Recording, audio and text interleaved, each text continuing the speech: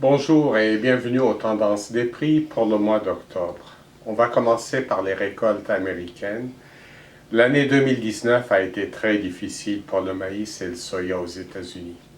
Des semis très tardifs, des retards tout au long de la saison, de la neige et du gel au début octobre, à tel point que l'USDA a dû annoncer une nouvelle enquête sur les superficies récoltées du Nord Dakota et du Minnesota. Au moment où on se parle, la production est prévue chuter de 4,5% pour le maïs et de 19,8% pour le soya. Mais il faut souligner que le battage est en retard et qu'il y a encore beaucoup d'incertitudes quant au rendement. Tout ça fait que les bases du soya, mais surtout du maïs, ont fortement augmenté aux États-Unis.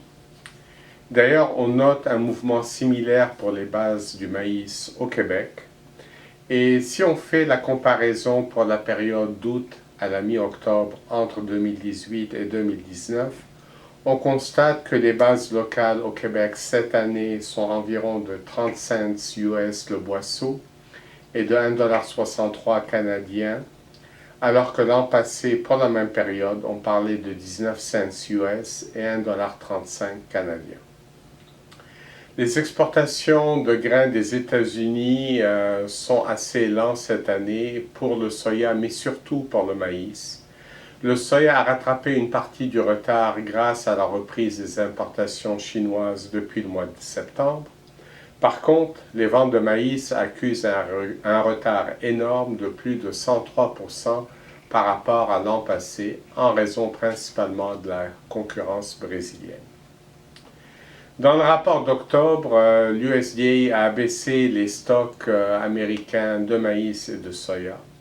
Pour le maïs, on parle maintenant de 2,1 milliards de boisseaux en 2019 et de 1,9 milliard de boisseaux en 2020.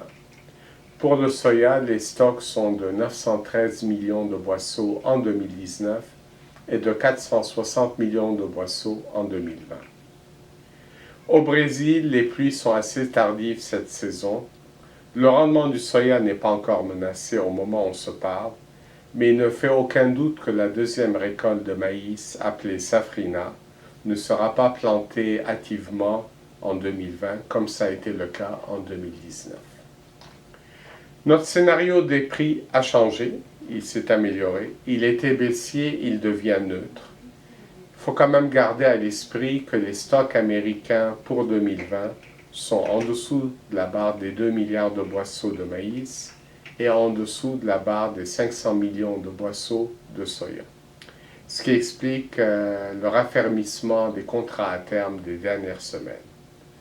On pourrait dire que pour le moment, la bourse de Chicago semble avoir atteint un certain plateau en attendant de nouveaux développements. Voici ce qui conclut nos tendances pour le mois d'octobre. Au plaisir de vous retrouver en novembre. Merci.